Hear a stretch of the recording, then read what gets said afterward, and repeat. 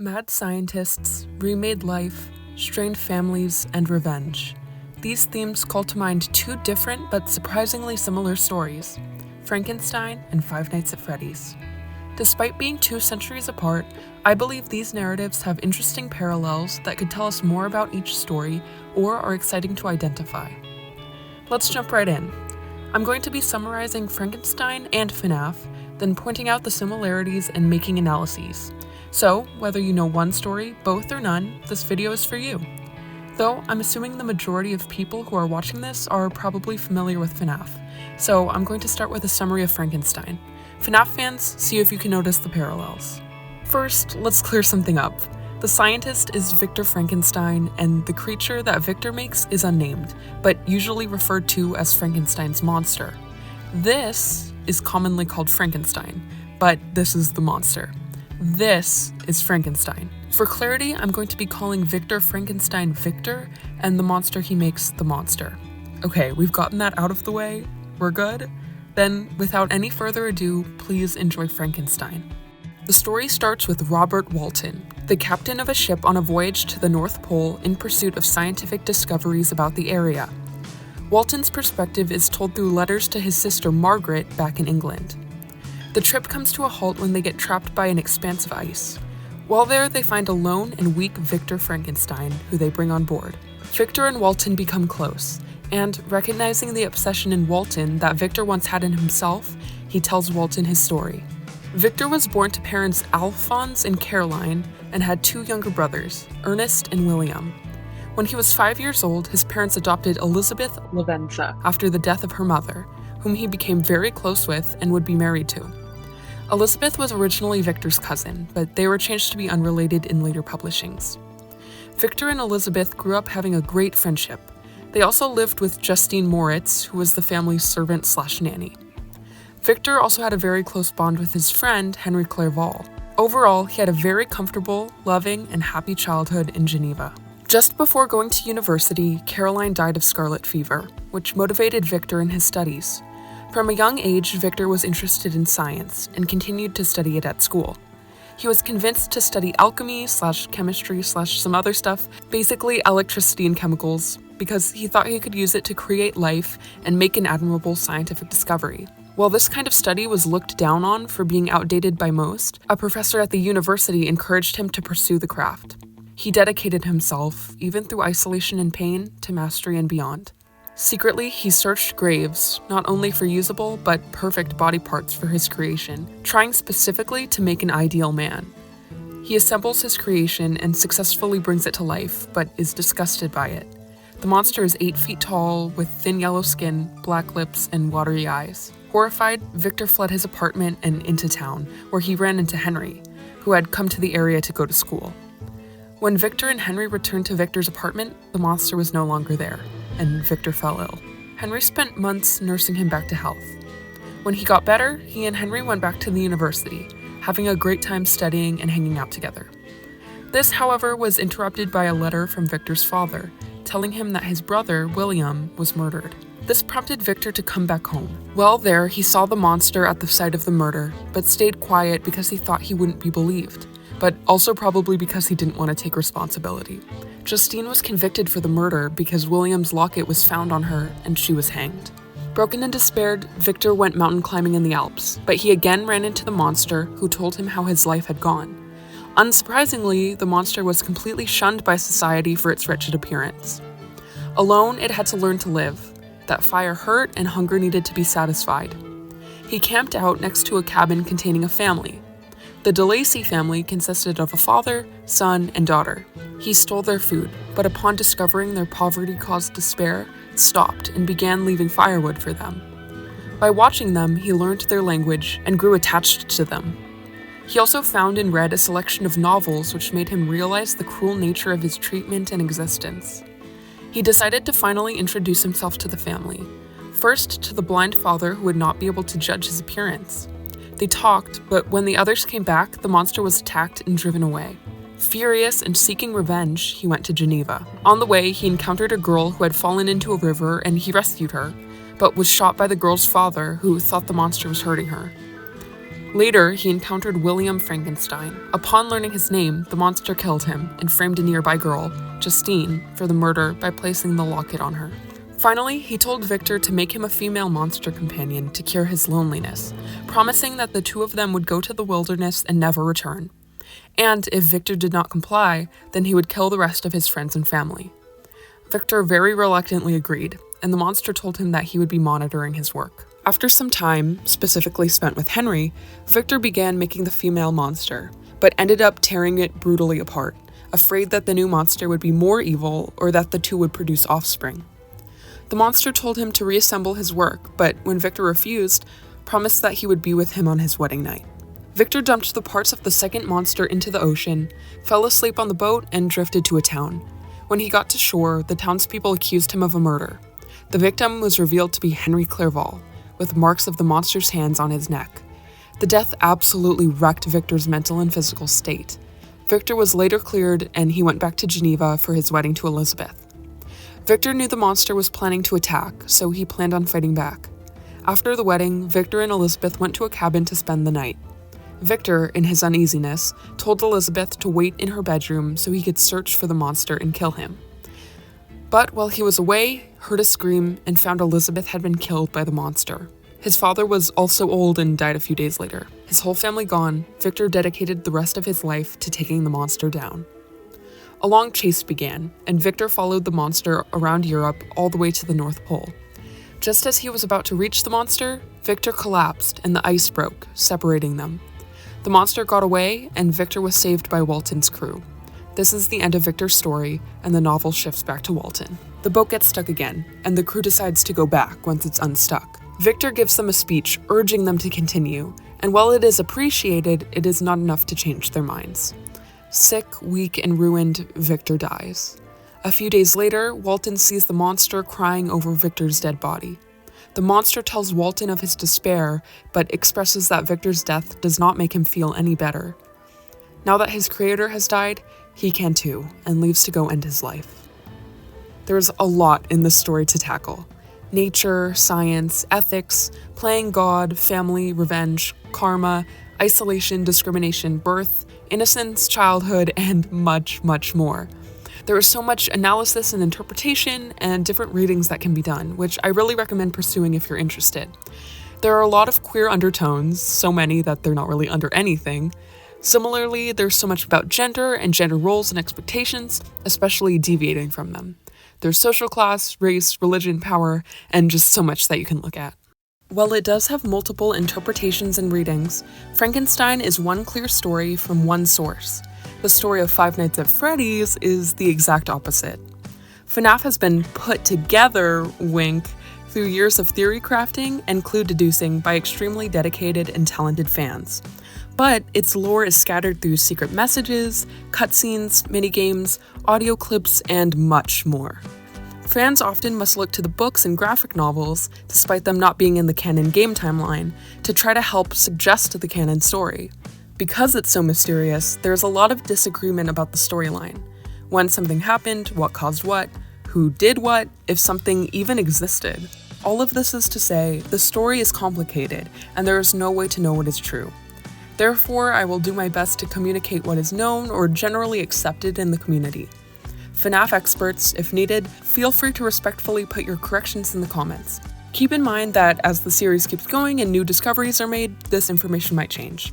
With that disclaimer out of the way, here is the story of Five Nights at Freddy's. William Afton and his business partner Henry Emily open up a family entertainment restaurant in Utah called Fredbear's Family Diner in the 70s-80s. The two mascots of this store are a golden bear and a golden bunny, referred to respectively as Fredbear and Spring Bonnie. There are animatronics of the two characters at the diner, who sing and perform for the guests. These animatronics are special because they can be normal animatronics or worn by a person as a costume. This is done using a spring lock mechanism, which pushes the machinery to the sides of the suit, allowing enough room for a person to fit inside. The problem with the spring locks is that if they get loose or wet, then they get set off. So, if someone is inside and the spring locks fail, they would get brutally impaled. William would wear Spring Bonnie, and Henry would wear Freddy. William and Henry do not just have a family diner, they have families themselves. William has 3 kids, the oldest being Michael and the younger ones being Elizabeth, and an unnamed boy commonly referred to as the crying child, or CC for short. Henry Emily has a daughter named Charlotte, nicknamed Charlie. The existence of the kids' moms / the men's wives are debated and unknown, but they are thought to have left the families at some point. William is a bad parent, to say the least. William is so absent, in fact, that instead of watching his kids himself, he sets up cameras to watch them instead. Henry puts his work before Charlie, but still loves her. He ends up building a security robot called the Security Puppet, or just the Puppet, in order to keep Charlie and the other kids safe while they're at the restaurant. After the success of Fredbear's, William and Henry open the Freddy Fazbear's Pizza we all know and love. The new animatronics in this restaurant are Freddy, Bonnie, Chica, and Foxy. It is likely that as the brand continues to grow, other undiscussed locations are opened as well. Michael, either out of anger or boredom, makes a habit of putting on a Foxy mask and jumping out at CC to scare him. CC is also very scared of the animatronics. These stressors would cause him to cry a lot, which got him dubbed the crying child by fans. At CC's birthday party at Fredbear's, Michael decides to prank him. He gets his friends to lift CC close to and put his head in Fredbear's mouth. The animatronic's mouth bites down and kills him. CC's soul is now in Fredbear's body. Fredbear's family diner closes. This incident is known as the Bite of 83. One night, Charlie gets locked outside the restaurant. The security puppet can't save her because it's stuck in a box. William, who is driving by, sees Charlie and kills her. There are many explanations as to why, but it is always related to William's complicated relationship with Henry, especially Will's jealousy of him. The puppet escapes and gets to Charlie, finding her dead body. Charlie's soul possesses the puppet. William Afton dresses in the spring Bonnie suit and uses it to trick and lure 5 children into a hidden part of the restaurant and kill them. In order to hide the bodies where no one else could find them, he stuffs 4 of the children into Freddy, Bonnie, Chica, and Foxy. The 5th child is stuffed into Fredbear, who is now double possessed and takes on the name Golden Freddy. Freddy Fazbear's Pizza is shut down and the children are reported missing. This is known as the Missing Children's Incident, or the MCI. Souls are able to reside in animatronics through something called remnant. Remnant is a silvery goop said to be the physical manifestation of emotions. Some believe William was killing kids to try to figure out how to put CC back together somehow. Others think that William was trying to get more remnant to discover immortality, both or something else. A new Freddy's location is opened with new versions of the main 4 animatronics called the Toy Line. Here, a night guard gets their frontal lobe bit out by one of the animatronics. This incident is called the Bite of 87. The location shuts down 2 weeks after being opened. A sister location to Freddy's is created called Circus Baby's Pizza World. The main mascot and animatronic for this restaurant is Circus Baby. William specifically tells his daughter, Elizabeth, not to get close to or be alone with Circus Baby. This is because she was specifically built with a program to count how many people, specifically kids, were in the room. She also had a metal arm in her stomach. If the number of people in the room got to 1, then her arm would reach out, grab the child, and stuff them into her stomach, killing them. The restaurant is meant to be a remnant farm for William. Unfortunately, one day Elizabeth finds herself alone with Circus Baby. She is killed and her soul possesses the animatronic. This incident causes the restaurant not to open. However, William opens up Circus Baby's Entertainment and Rental, where the animatronics from Circus Babies could be rented out to the customers. The rentable animatronics are kept in an underground bunker. Michael Afton is William's least favorite and now only remaining child. William sends him to Circus Babies to find and fix Elizabeth somehow. He takes on a night technician position and tends to the animatronics in various tasks. While there, Circus Baby talks to him and tricks him into trusting her. At first, Circus Baby thinks Michael is William because they look so alike, but she likely figures out that it's Michael near the end. On Michael's last night, she takes him to a machine called the Scooper that scoops out his insides. Michael survives because remnant? The animatronics also scoop themselves, and they kind of all merge together into a metal spaghetti monster called Ennard. Ennard basically uses Michael as a skin suit to escape the bunker they've been trapped in. Michael's body decays and turns purple, but he's still alive. Eventually, Ennard leaves Michael's body and scurries off somewhere else. Michael, living painfully in limbo, dedicates himself to finding his father. In order to gather their remnant or destroy them to cover up what he did or something similar, William goes back to Fazbear's and dismantles Freddy, Bonnie, Chica, and Foxy. However, this causes the children's souls to manifest as ghosts, and they chase William into a corner. He is driven into the same room that his old Spring Bonnie suit is in, and he puts it on one last time to try to hide from or scare the kids. But the suit, and especially the spring locks, are old and loose. They go off, impaling William and leaving him a bloody mess on the floor. The Spring Bonnie suit decays, turning green and rusty. The being that is William Afton, fused with the decayed Spring Bonnie suit, is called Springtrap. 30 years after Fazbear's closure, an amusement park horror attraction is made based on the rumors and mysteries of the Fazbear franchise called Fazbear's Frights. The creators of Frights find Springtrap and are excited to have found a real suit, but are unaware that there's an undead murderer in it. However, before the attraction can open, the building burns down, blaming faulty wiring. It is figured, though, that Michael, Henry, or someone else set the fire. Springtrap somehow survives. At this time, Ennard is doing its own thing, but they kick Baby out of the glob. Circus Baby makes a new physical form for herself called Scrap Baby. There was a Freddy animatronic at Circus Baby's called Funtime Freddy. He's Freddy but pink. Sans Baby Ennard puts on the Funtime Freddy head and becomes Molten Freddy. Our old friend Henry Emily at some point figures out the whole deal with William, that he murdered his daughter, caused the MCI, and tricked him into making killer animatronics. Henry is lonely and in pain and wants to end William for good, free all the kids and be done with all the horrors. So, he reopens the Freddy's brand and makes a store in order to lure all of the scattered and wandering animatronics into one place. Still in search of his father, Michael takes the manager job, and Henry is aware of this. Slowly, all of the animatronics, including Springtrap, come to the building. Henry sets the building on fire, burning all of the animatronics and freeing the tortured souls of the children. While both Henry and Michael could have escaped, they stay and die in the fire as well. Springtrap/William Afton is finally killed. In the end, he is trapped in a hell where all the animatronics that he made scare and torture him for eternity.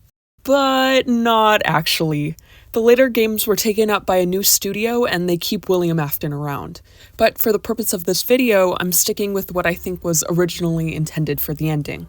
Please keep in mind that many events in this timeline can be rearranged.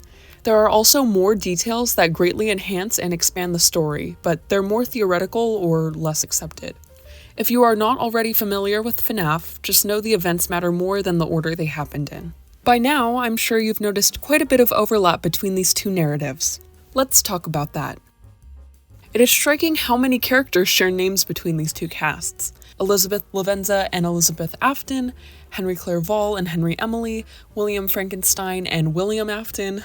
This might get confusing. I think the most obvious is Victor Frankenstein and William Afton. They both become obsessed with life-creating science, alchemy, and remnant. They both make not quite human entities by tampering with and partially destroying already existing human life and defying nature. Victor takes human body parts from graves and makes his creature with experimental science. William Afton kills children to harvest remnant, which keep him, Michael, and the other souls in the animatronics alive. Both Victor and William Afton's creations resort to violence, but only due to the circumstances their creator put them in. Both of their families are killed by their creations, and they become more violent and crazed as they try and fail to fix it. Victor dies surrounded by ice, and WA dies surrounded by fire, but they are both killed indirectly by and alongside their creation. I think many FNAF characters parallel Frankenstein's monster, the animatronic creations being the most obvious, but I think Michael Afton most closely relates. Victor and the monster have an intensely complex father relationship, just like WA and Michael. Victor completely abandons the monster and leaves him to face the cruel world alone. WA is an absent father and knowingly sends Michael into danger. Michael's skin turns purple and rotten after being scooped. His neighbors become scared of him, and he even says that he had been living in the shadows because of his appearance. Just like the DeLacy's and society were scared of the monster because of his appearance. They both choose to die with their creators, reasoning that their duties have been fulfilled. They both die in the same way, choosing to burn alive. But again, obviously, the monster and the animatronics parallel each other. They are both unnaturally created through parts and animated through science so rough that it's basically magic. Both the monster and the animatronics seem like scary, violent murderers, but on the inside, the monster is caring and selfless, and the animatronics are just kids, both confused and angered by the mistreatment they faced. I think the Elizabeths share more than just the same name. Elizabeth cares about the scientist, and the scientist genuinely cares about Elizabeth in return, but cares about himself and his work more. The Elizabeths die at the hands of the scientist's creations, Monster and Circus Baby. These deaths both should have been expected. The monster tells Victor that he will be with him on his wedding night, and Circus Baby is made to kill kids. Victor leaves Elizabeth alone in her room, and William Afton leaves Elizabeth alone with Baby. The creator's negligence and selfishness result in the death of their loved one. The Henrys seem to come close to or match Victor or William Afton's intelligence. Claire Vall is an academic partner and friend to Victor, like Henry Emily is a business partner and probably friend to Debbie Way. The Henrys are well-intentioned and care about their close loved ones, Victor and Charlie. The Henrys also serve as parallels to their partners, being like the non-insanely evil versions of Victor and William Afton. Both of the Henrys are indirectly killed by their partner. However, while Clairval is blind to Victor's deeds and simply becomes a victim of his mistakes, Henry Emily becomes aware of William Afton's deeds and takes him down personally. It is thought that William Afton kills Charlie to take away what Henry Emily loves the most.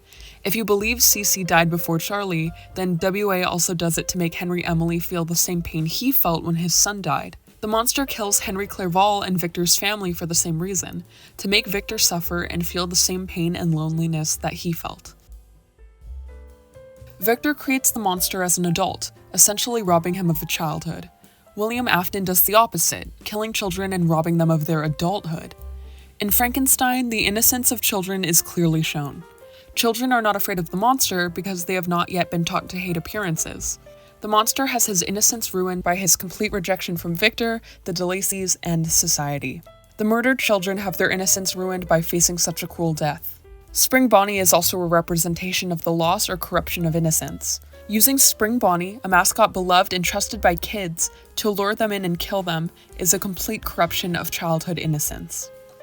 In William Afton's personal infinite hell, there is a force dubbed the Vengeful Spirit, one of William Afton's victims whose soul never moves on and stays around for eternity to torture him. Remember that there are two spirits inside the Fredbear/Golden Freddy animatronic. Cece, who was killed by Fredbear in the Bite of 83, and one of the children from the MCI. The most popular theory for the identity of the Vengeful Spirit is this MCI child in Golden Freddy. While the other children's souls get put to rest, Vengeful sacrifices themselves and subjects themselves to more suffering just to make WA suffer. It wasn't enough to finally get peace, revenge was more important. The whole point the animatronics attack people is also revenge, according to a popular theory. The spirits inside are angry, confused, and scared. They were brutally murdered, and rather than being put to rest, they were forced to live as lingering spirits. So, out of these emotions, they attack all adults out of fear and anger at their killer, hurting innocent people like the 87 victim in the process. In Frankenstein, being rejected from society takes such a toll on the monster that he starts killing in order to take revenge, both on society and his creator. After being rejected by the DeLacys, he loses hope in ever being accepted and turns against humanity. The monster tries bargaining peacefully with Victor, promising to disappear if Victor makes him a partner. But when that didn't work and he's denied companionship and any chance of happiness, he decides to try to make Victor suffer as much as he did and kills all of his loved ones. The monster in the novel is never given a name, which is why he is commonly mistaken as Frankenstein. This is important as it symbolizes his rejection and Victor's abandonment of him. Parents are supposed to name their children, yet Victor does not name his monster. Names are immensely important to socializing and being in society. How are people going to refer to you without a name? So, being nameless also implies to the monster that he's not worth/never going to be a part of society. It also dehumanizes him. He was supposed to be human, but humans have names and he doesn't, separating him even further. In FNAF, namelessness is very common and also used as a device, but in a different way. In Frankenstein, it is used to reject an outcast. In FNAF, it's used for mystery. We actually don't know many characters' names. For example, Henry Emily and Charlie Emily are actually unnamed characters. Fans borrowed those names from those characters' counterparts in the books. They could have completely different names in the game canon. But that doesn't make these characters any less important. They remain some of the most important in the whole lore. Similarly, it was a long time before we actually knew William, Michael, and Elizabeth Afton's names, and we still don't know Cece's. But trying to find the names and identities of the characters in the story is what made it interesting for theorizers and fans wanting to solve its mystery. Fans have spent hours trying to decode names from books and lines of code, often with the community coming together to solve it. To this day, you can find long discussion posts and video essays arguing about a character's name. All of this to say, figuring out the lore and the mystery of the story is why people come to this franchise, and brings together its talented and dedicated community. When Victor was 15, he saw lightning hit an oak tree, which inspired a fascination in him with electricity and using it to create life. He was enamored with how it effortlessly destroyed a piece of nature. It is commonly mistaken, because of the movie, that the monster was brought to life with lightning or electricity in a lab. In the novel, this is not the case. Victor is a teenage college dropout, not a professional scientist, and he made the monster in his apartment, not a lab. The book also does not tell us how the monster was brought to life, just that Victor did it. I do, however, think that the monster and him being brought to life is so tied to electricity and pop culture because it's important to the narrative. Even if it's popular because of the movie, the film takes the original idea from the book and applies it further throughout the story. Either way, it shows Victor's obsession and his force as a creator and a destroyer. In many FNAF games, electricity is what keeps you safe. You stay alive by checking the cameras, flashing lights, shutting doors, and sometimes even shocking the animatronics, all of which drain power. If you run out of electricity, then you are instantly killed. The player must consciously and skillfully use enough power to stay alive, but not too much to game over. Also, the animatronics need electricity to function. Even if later they're powered by souls or something, at first they were robots who needed to be charged to move around. Like movie Frankenstein's monster was brought to life with electricity, so were the animatronics. The alternate title for Frankenstein is the modern Prometheus. Prometheus is a Greek god known for creating humans and stealing fire from the gods and gifting it to humanity. He created humans from clay in the image of gods. After he tricked Zeus, Zeus hid fire from humans, and Prometheus stole it back for them. He is punished for this by being nailed to a mountain and every day an eagle picking out his liver, only for it to regrow due to his immortality. The process repeats each day, torturing him forever. Like Prometheus brings humans fire, something that was only accessible to gods, Victor brings humans and men a way to make life, which to some people is only accessible to gods, and between humans to women. Obviously, not all women can give birth, and not all people who can give birth are women, but in the book and its time, birth was generally assigned to women. Victor attempted to create humans like Prometheus did, but failed. Like fire is important to Prometheus, it is also important to these two stories, as the children's souls are put to rest in, and William Afton, Henry Emily, and Michael are all killed in fire. There are also multiple fires throughout the timeline. Similarly, the monster dies in fire right after his creator's death. Fire is also important to the monster's development, as his discovery of fire shows his ability to learn. The monster comes across fire and enjoys its warmth, so he sticks his hand into it but gets hurt, learning that something can be both comforting and painful. Lastly, both Prometheus and William Afton are brutally tortured for eternity as punishment. Both the casts of Frankenstein and FNAF are mostly families. In Frankenstein, the most important characters are the Frankensteins and the DeLacys. Victor probably broke some kind of record by having a sister-cousin wife. Likewise, the main characters of FNAF are the Aftons and the Emilys, and many of the driving forces in the story are characters trying to protect or find their family members. In return for Victor and WA's evil deeds, their families are killed. By having kids, parents are obligated to care for their children. Instead, Victor and William Afton opt to abandon and neglect their kids, breaking their responsibility as a parent. So, why do this at all? Personally, I wanted to do it because I love both of these stories, and I thought their similarities were interesting and I wanted to share them. I think that's plenty reason, but there are others. It bridges classic media and modern media. By comparing Frankenstein to FNAF, we can apply the novel's themes to a modern and even futuristic context to help analyze and highlight themes in FNAF's story in a way we didn't think of before, and vice versa. I never thought of Spring Bonnie being used to murder as a symbol of the corruption of innocence until I thought about it in relation to Frankenstein. If you don't know where to start in analyzing one, you can start with themes that apply from the other. Relating them can also make FNAF fans interested in reading Frankenstein, and Frankenstein readers interested in FNAF, broadening their interests into other stories and mediums. It shows the relevance of Frankenstein's story, that similar tales are being told so many years later, but it also shows that similarly captivating stories like FNAF are being made today. There's a reason both are so popular. If Frankenstein is the modern Prometheus, can you call FNAF the modern Frankenstein? In closing, I think it's important to find stories that speak closely to you. I can't help but get lost in stories that I love, and I wouldn't have it any other way. Alright, like, subscribe, and get outside. This has been Carson. See you next time.